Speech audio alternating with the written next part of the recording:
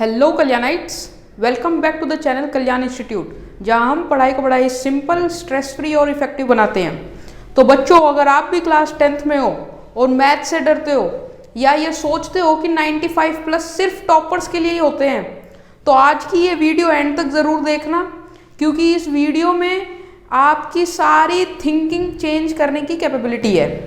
Clear हो गई बात? आज की इस वीडियो में मैं आपको कुछ ऐसी प्रैक्टिकल स्ट्रेटेजीज बताऊंगा जिसको अगर आप फॉलो कर लेते हैं तो आपके 95 प्लस मैथ्स के बोर्ड एग्जाम्स में पक्के हैं और कोई भी स्टूडेंट 95 प्लस लेकर आ सकता है, बशर्ते जो आज मैं टिप्स बताऊंगा वो आपको फॉलो करनी पड़ेंगी। क्लियर हो गई बात? आज की इस वीडियो में बच्चों मैं कोई मोटिवेशन वगैरह कुछ नहीं दूंगा, बस एक क्लियर प्लान आपको बताऊंगा जिसको अगर आप एग्जीक्यूट कर लेते हो अपनी लाइफ में आज से ही, तो आपको रिजल्ट्स मिलेंगे और अच्छे रिजल्ट्स मिलेंगे। क्लियर हो गई बात? तो बच्चों, पहली टिप जो होती है, टिप नंबर 1 जो है वो है सिलेबस एंड वेटेज अंडरस्टैंडिंग की। Syllabus and weightage understanding. देखो बच्चों, कुछ बच्चे ऐसी मिस्टेक कर देते हैं कि वो बिना प्लानिंग के ही पढ़ना शुरू कर देते हैं। अब आप एक एग्जांपल लो कि अगर आपको एक छोटी से छोटी ट्रिप पर जाना है तो आप उसकी प्लानिंग पहले से ही करने लग जाते हो कि हमें घर से इस टाइम पर निकलना है, इतनी देर बाद हमें पहला स्टॉप लेना है, इतनी देर बाद हमें दूसरा ब्रेक लेना है। तो यानी कि छोटी से छोटी ट्रिप की भी आप प्लानिंग कर रहे हो। तो ये तो आपका सीबीएसई का बोर्ड का एग्ज़ाम है, वो भी मैथ्स का, तो इसको आप बिना प्लानिंग के कैसे बिल्कुल रेले के मेले में करने लग रहे हो? ठीक है, तो आपको इसकी प्लानिंग करनी पड़ेगी। अब प्लानिंग करने के लिए बच्चों आपको जो है क्या करना है, आपके जितने भी चैप्टर्स हैं इंडेक्स में, आपको मैथ्स की टेक्स्ट बुक में जितने भी चैप्टर्स हैं आपके, उसको आप 3 कैटेगरीज में डिवाइड करो। कौन कौन सी 3 कैटेगरीज होंगी? पहली कैटेगरी आप रखो स्ट्रॉन्ग चैप्टर्स की, स्ट्रॉन्ग चैप्टर्स। दूसरी कैटेगरी आप रखो मॉडरेट चैप्टर्स की, मॉडरेट चैप्टर्स। और तीसरी कैटेगरी आप रखो बच्चों वीक चैप्टर्स की। ठीक है, अब स्ट्रॉन्ग चैप्टर्स में बच्चों जो चैप्टर्स आपके क्लियर हैं, आपको अच्छे से आते हैं, स्ट्रॉन्ग चैप्टर्स में आपके वो चैप्टर्स आ जाएंगे। क्लियर हो गई बात? ठीक इसी तरीके से मॉडरेट चैप्टर में बच्चों जिस चैप्टर में आपको थोड़ा बहुत डाउट है, ठीक है, थोड़ा डाउट है, माने कि कॉन्सेप्ट क्लियर है, क्वेश्चन सोल्व करने में थोड़ी बहुत दिक्कत होती है, तो वो मॉडरेट चैप्टर में आ जाएंगे। और वीक चैप्टर बच्चों फियर जोन जो है आपकी, यानी कि जिसको आपको बहुत डर लगता है, आपको ये नहीं आते, बिल्कुल नहीं आते, वो आपके वीक चैप्टर्स में आ जाएंगे। ठीक है, अब हमें चैप्टर्स को करना किस तरीके से है, हमारा फोकस ऑर्डर किस तरीके से रहेगा? सबसे पहले हम वीक चैप्टर्स करेंगे, उसके बाद हम मॉडरेट चैप्टर करेंगे और उसके बाद हम जो है अपने स्ट्रॉन्ग चैप्टर्स करेंगे। ये ऑर्डर रहेगा, ये फोकस ऑर्डर रहेगा हमारे चैप्टर्स करने का। जिस चैप्टर के जो हमारे वीक है उसे हम पहले, फिर मॉडरेट और फिर स्ट्रॉन्ग। क्लियर हो गई बात? अब बात करते हैं बच्चों वेटेज की, कि किस चैप्टर की कितनी वेटेज है सीबीएसई के बोर्ड के पेपर के अंदर। तो बच्चों वेटेज की जो लिस्ट है चैप्टर्स के अकॉर्डिंग, वो ऑलरेडी आपकी स्क्रीन पे आप देख सकते हो। इसमें से भी जो इम्पोर्टेंट चैप्टर्स हैं और उनकी वेटेज अच्छी खासी है, वो मैं आपको बता देता हूँ। तो इम्पोर्टेंट चैप्टर्स के अंदर बच्चों सबसे पहला चैप्टर जो आपका आता है वो है आपका अलजेब्रा का। ठीक है, अलजेब्रा के अंदर बच्चों आपका पॉलिनोमियल्स और आपके क्वाड्रेटिक इक्वेशंस जैसे चैप्टर आ जाते हैं। ठीक है, इनकी वेटेज अच्छी खासी होती है, आपको इनको अच्छे से करना है। दूसरा जो चैप्टर आते हैं बच्चों आपके, वो होता है ट्रिग्नोमेट्री का चैप्टर। ठीक है, ट्रिग्नोमेट्री पहली बार क्लास 10th में इंट्रोड्यूस होता है, तो इसकी वेटेज सीबीएसई के बोर्ड के अंदर अच्छी खासी होती है। इसमें आपको बहुत ध्यान से करना है, और अगर आप देखोगे कि आप बड़े ही ध्यान से अगर करोगे, समझ समझ के फॉर्मूलाज करोगे, तो ट्रिग्नोमेट्री जो है वो मुश्किल नहीं है। उसके बाद बच्चों आपका चैप्टर आता है इंपॉर्टेंट चैप्टर की लिस्ट में कोऑर्डिनेट ज्योमेट्री का। कोऑर्डिनेट ज्योमेट्री, ठीक है। कोऑर्डिनेट ज्योमेट्री का चैप्टर है, distance formula, section formula, mid point formula, इसको आपको बड़े ही ध्यान से करना है। और उसके बाद जो चैप्टर आते हैं बच्चों, आपका एक स्टैटिस्टिक्स का चैप्टर आता है और दूसरा आपका प्रोबेबिलिटी। इनकी जो वेटेज होती है वो काफ़ी अच्छी खासी होती है और चैप्टर ये दोनों ईजी है, ठीक है। इस बात को तो मेरी आप भी मानोगे। क्लियर हो गई बात? तो इन चैप्टर्स पे थोड़ा अच्छा खासा ध्यान दे देना, इनकी वेटेज अच्छी होती है। अगर इन चैप्टर्स को आप कर लोगे तो आपके सीबीएसई के बोर्ड के अंदर मेजॉरिटी ऑफ द मार्क्स पक्के हैं। क्लियर हो गई बात? तो यही हमारी टिप नंबर 1 है, सिलेबस और वेटेज की अंडरस्टैंडिंग की। आपको जो है बच्चों वेटेज के अकॉर्डिंग पढ़ना पड़ता है। जिस चैप्टर की वेटेज ज़्यादा है वो आपको क्लियर होना ही होना चाहिए, क्योंकि उससे क्वेश्चंस आएंगे और वेटेज ज़्यादा है तो इसका मतलब ज़्यादा मार्कर के क्वेश्चन आने के चांसेस होते हैं। क्लियर हो गई बात? तो टिप नंबर 1 बच्चों आपको क्लियर होगी। अब मैं टिप नंबर 2 जो है बच्चों वो है आपकी daily study plan.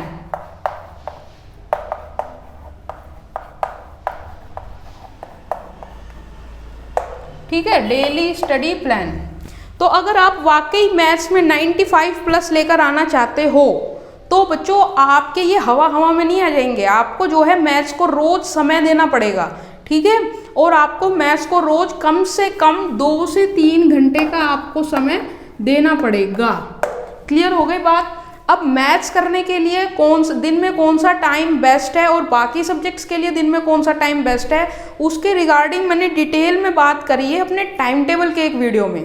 Time table की इस वीडियो का लिंक आपको मिल जाएगा बच्चों डिस्क्रिप्शन सेक्शन के अंदर। क्लियर हो गई बात? अब मैं वापस आता हूँ मैथमेटिक्स के ऊपर। 2 से 3 घंटे का जो आपको स्लॉट देना पड़ेगा। अब इस 2 से 3 घंटे को हम किस तरीके से डिवाइड करें कि मैथ्स कैसे करें इन 2 से 3 घंटों के अंदर। तो बच्चों आपको पहला घंटा जो करना है, आपको कॉन्सेप्ट लर्निंग करनी है।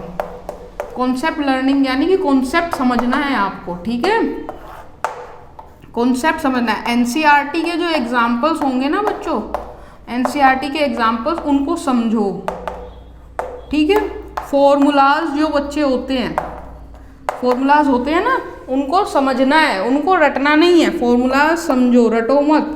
अगर आप फॉर्मूले रटोगे तो अगर आप आज एक क्वेश्चन कर रहे हो उस फॉर्मूले का तो आपको याद रहेगा, कल तक आप भूल जाओगे। क्लियर हो गई बात? तो इसके लिए बच्चों आपको फॉर्मूलाज रटने नहीं हैं, आपको उनको समझना है कि ये ऐसा क्यों हो रहा है। क्लियर हो गई बात? अब उसके बाद जब आपने 1 घंटा कॉन्सेप्ट लर्निंग कर ली तो उसके बाद बच्चों 1.5 घंटे आपको प्रैक्टिस करनी है, ठीक है। उसके लिए बच्चों आपको एनसीईआरटी की जो एक्सरसाइज होती है, एनसीईआरटी की जो टेक्स्ट बुक है, एक्सरसाइज छोड़ो, टेक्स्ट बुक,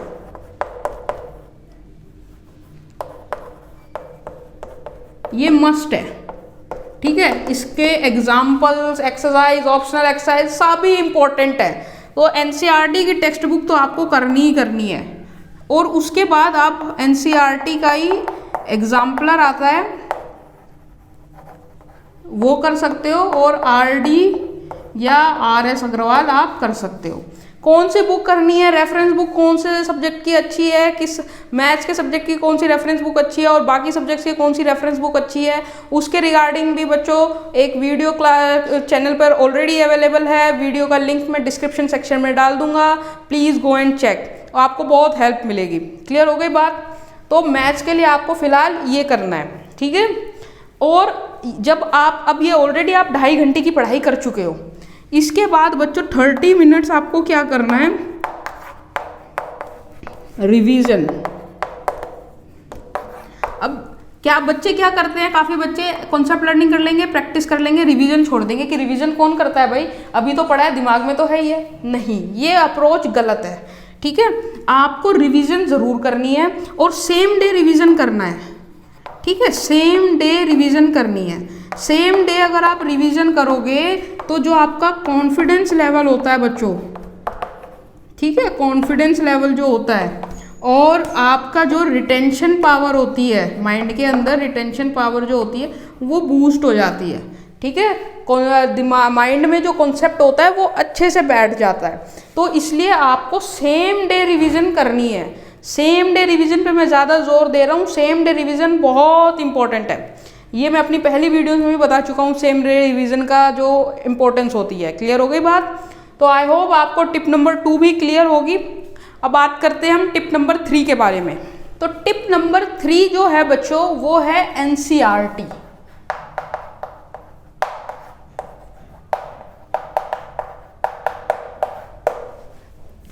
ठीक है, एनसीईआरटी क्या है भाई? अब बच्चे क्या करते हैं, 95 प्लस लेकर आना है, सबसे पहले काम क्या करेंगे, एनसीईआरटी को साइड में रख देंगे।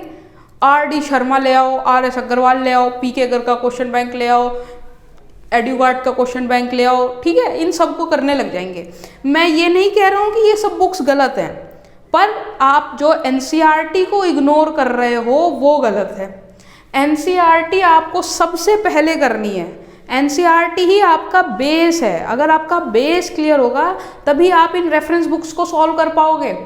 और एक बात और मैं बता दूं आपको, अगर आप प्रॉपरली एनसीईआरटी को सॉल्व कर लेते हो, समझ लेते हो, तो आपके 80 to 85 नंबर सीबीएसई बोर्ड के अंदर पक्के हैं, गारंटीड हैं। ठीक है, 80 to 85 नंबर गारंटीड हैं अगर आप एनसीईआरटी को अच्छे से समझ लेते हो, प्रॉपरली कर लेते हो।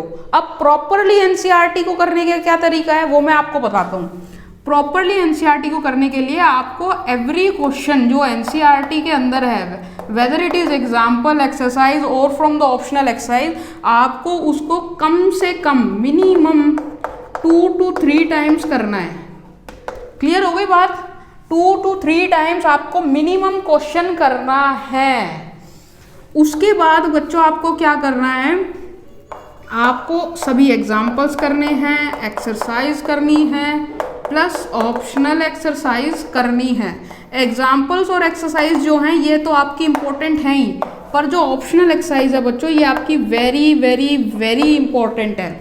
इसको अगर आपने स्किप किया तो आप भारी नुकसान में रहोगे, ये मैं पहले ही बता रहा हूँ आपको, क्योंकि ऑप्शनल एक्सरसाइज से डायरेक्ट क्वेश्चन आ जाते हैं कभी कभी सीबीएसई बोर्ड के अंदर। क्लियर हो गई बात?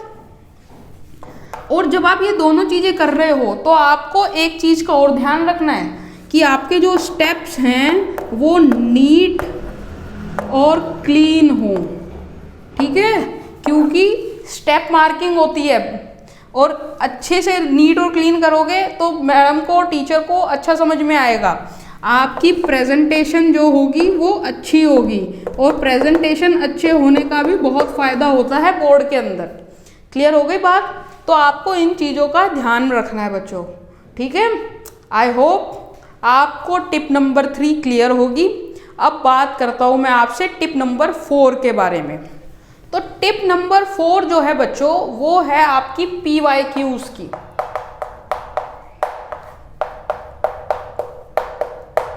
PYQs।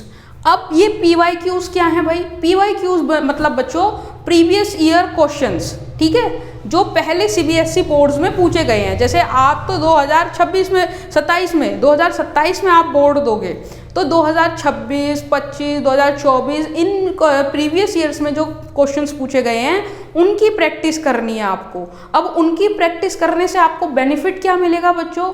एक तो आपको जो है पैटर्न समझ में आ जाएगा कि सीबीएसई जो है किन पैटर्न में क्वेश्चन पूछता है। क्लियर हो गई बात? दूसरा बच्चों आपको क्या फ़ायदा मिलेगा, आपको पता चलेगा कि जो इम्पोर्टेंट टॉपिक्स होते हैं ना चैप्टर्स के, जो हम आपको चैप्टर्स करवाते वक्त मार्क करवाते हैं, उनके टॉपिक्स, उनके क्वेश्चंस रिपीट होते हैं बोर्ड के अंदर। क्लियर हो गई बात? माने के टॉपिक वही रहेगा, क्वेश्चन की डिजिट्स अलग कर देंगे या अप्रोच अलग कर देंगे। ठीक है, और तीसरा आपको क्या फ़ायदा मिलता है, आपका कॉन्फिडेंस लेवल बूस्ट होता है। जब आप प्रीवियस ईयर क्वेश्चन सॉल्व करोगे और आपके आंसर्स निकलेंगे तो आपके अंदर एक कॉन्फिडेंस लेवल डेवलप होएगा कि भाई मेरे से भी क्वेश्चन हो रहे हैं। ठीक है, तो आपको कितने साल के प्रीवियस ईयर क्वेश्चन करने हैं भाई? वैसे तो मैं जनरली बच्चों को 5 से 7 साल के क्वेश्चंस करने के लिए गाइड करता हूँ, लेकिन अगर आप 95 प्लस लेकर आना चाहते हो और गारंटीड 95 प्लस लेकर आना चाहते हो तो आप कम से कम लास्ट 10 ईयर्स के क्वेश्चन पेपर्स कर लो। लास्ट 10 ईयर्स के क्वेश्चन पेपर्स मतलब गोल्ड माइन के बराबर है ये आपके लिए। ठीक है, लास्ट 10 ईयर्स के क्वेश्चन पेपर आप कर लो, आपके 95 प्लस गारंटीड है। ठीक है, आपका टारगेट होना चाहिए बच्चों, आपको हर चैप्टर के प्रीवियस ईयर क्वेश्चंस करना है और टाइमली सॉल्व करना है। ठीक है, टाइमली सॉल्व करने का मतलब है, देखो ये तो है तो क्वेश्चन पेपर ही, भले ही प्रीवियस ईयर का हो, बच्चों ने उसको 3 घंटे के अंदर ही दिया है, तो आपको भी ये क्वेश्चन पेपर 3 घंटे के अंदर ही सॉल्व करना है। आप भले ही घर में अपने सॉल्व कर रहे हो, पर आपको टाइम देखकर 3 घंटे के अंदर ही सॉल्व करना है, ये नहीं कि आप उसको 4 घंटे के अंदर सॉल्व कर रहे हो। क्लियर हो गई बात? तो आपको टारगेट यही होना चाहिए, हर चैप्टर का प्रीवियस ईयर क्वेश्चन सॉल्व करना है और टाइमली सॉल्व करना है। ठीक है, आई होप आपको टिप नंबर 4 भी क्लियर होगी। अब मैं बात करता हूँ आपसे टिप नंबर 5 के बारे में। तो टिप नंबर 5 जो है बच्चों, वो है मॉक टेस्ट की। किसकी? Mock test.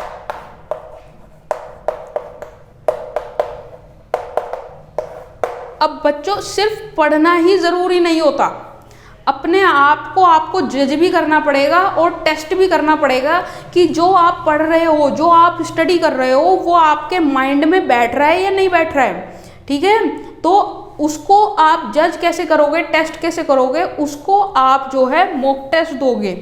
ठीक है, आप जो है अभी तो सेशन शुरू हुआ है, अभी से ही अपनी आदत बांध लो, वीकली एक टेस्ट आपको ज़रूर देना है, एवरी संडे। ठीक है, जो चैप्टर आपके होते गए हैं, जैसे अब तक आपका चैप्टर नंबर 1 और चैप्टर नंबर 2 मैथ्स में हो गया होगा और साइंस में आपका चैप्टर नंबर 1 हो गया होगा, तो इनके मॉक टेस्ट देना आप शुरू कर सकते हो। क्लियर हो गई बात? और आपका रूल होना चाहिए, मॉक टेस्ट करने के कुछ रूल होते हैं बच्चों। पहला रूल क्या होता है मॉक टेस्ट करने का? आपको जो है 3 घंटे की सिटिंग में मॉक टेस्ट करना है।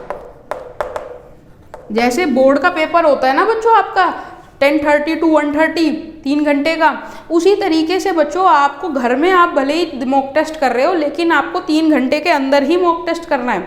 तो आप किसी भी टाइम बैठो, लेकिन 3 घंटे के हिसाब से बैठो। जैसे कि आप मान लो सुबह शाम को जो है 4 बजे इवनिंग में मॉक टेस्ट कर रहे हो चैप्टर नंबर 1 मैथ्स का, तो आप जो है उसको 4 से 7 के अंदर ही कंप्लीट करो। 7 का 7:30 नहीं होना चाहिए, और ये नहीं होना चाहिए कि भाई 4 से 5 आप करते करते थक गए, आप आधा घंटा कहीं घूम आए और फिर आके करने लगे और वो आधा घंटा बाद में एडजस्ट कर लोगे, ये भी नहीं होना चाहिए। 3 घंटे की सिटिंग एक जैसी ही होनी चाहिए, आपको उठना नहीं है चेयर से। क्लियर हो गई बात? दूसरा रूल होता है बच्चों आपका नो चीटिंग का। ये देखो बच्चों, ये आपको अपने खुद से ईमानदार रहना है कि आपको चीटिंग नहीं करनी है। 10th क्लास में आ गए हो, छोटे तो हो नहीं, तो खुद में आपको ईमानदारी रखनी है। और तीसरा रूल होता है बच्चों एनालाइज योर मिस्टेक्स।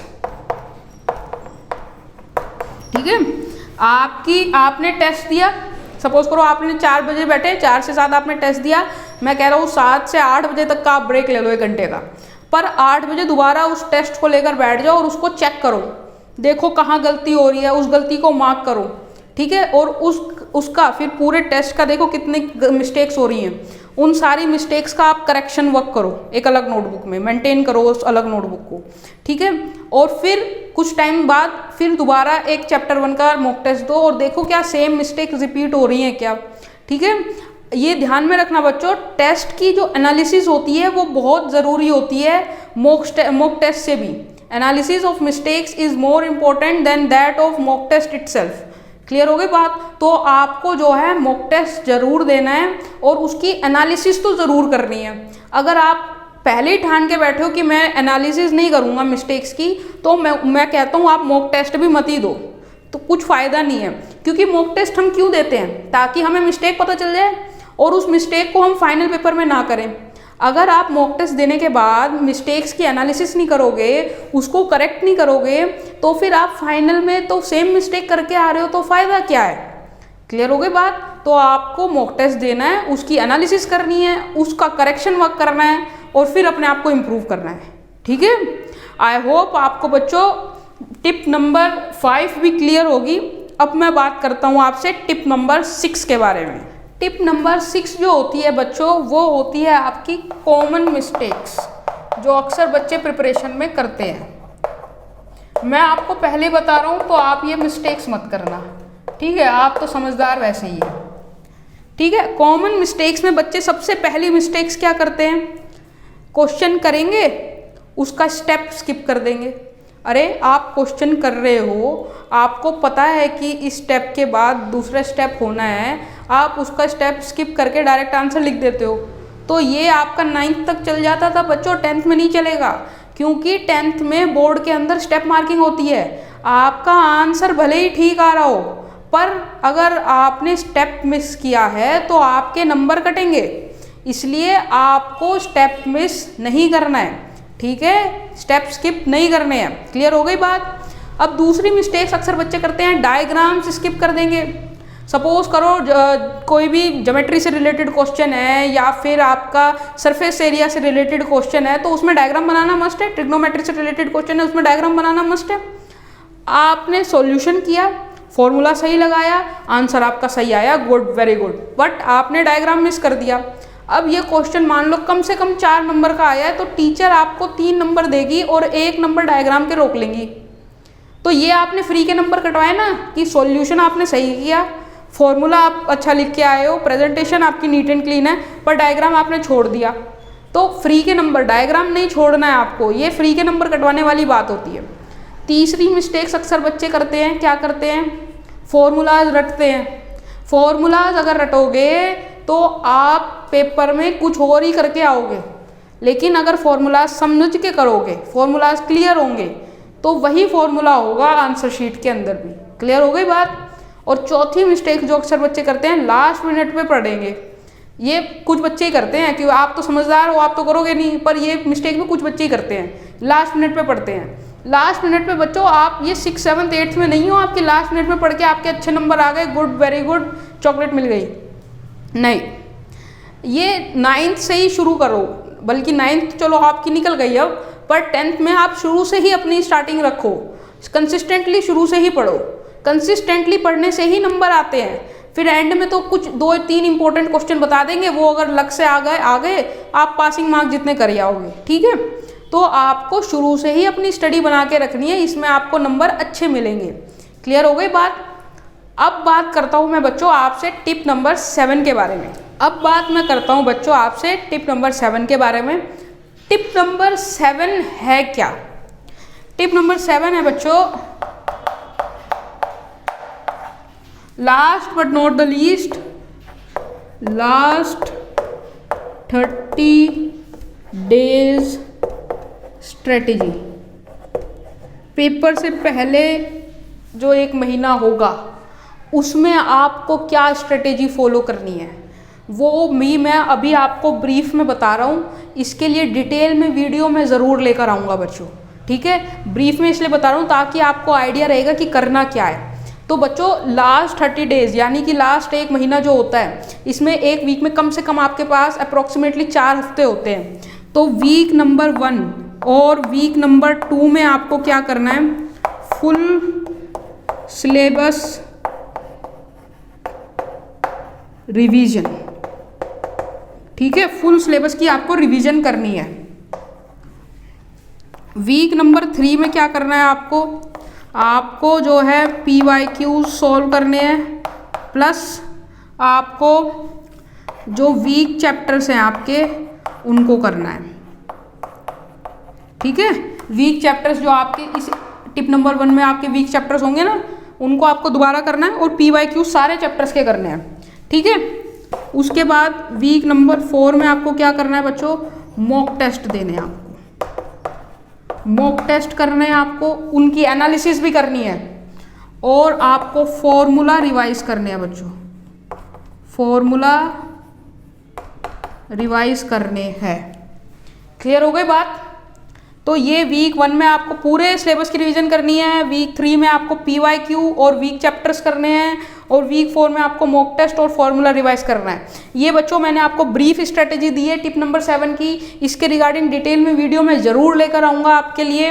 अभी मैंने आपको सिर्फ आइडिया दे दिया है कि क्या करना है हमें लास्ट 30 डेज़ के अंदर। क्लियर हो गई बात। आई होप आपको सातों की सातों टिप समझ में आई होगी। अगर फिर भी आपको कोई भी डाउट है तो हमारे कमेंट सेक्शन में ज़रूर बताना, हम वहाँ पर आपकी डाउट सॉल्व करने की पूरी कोशिश करेंगे। बच्चों अगर आपने ये सातों टिप आज से ही फॉलो कर ली तो आई कैन गारंटी यू कि आपके 95 प्लस CBSE बोर्ड्स के अंदर आ रहे हैं। क्लियर हो गई बात। अगर वीडियो आपको अच्छी लगी तो चैनल को लाइक करो, शेयर करो अपने फ्रेंड्स के साथ, उनको भी हेल्प मिलेगी, और चैनल को सब्सक्राइब करो। See you in next video. Thank you very much for watching.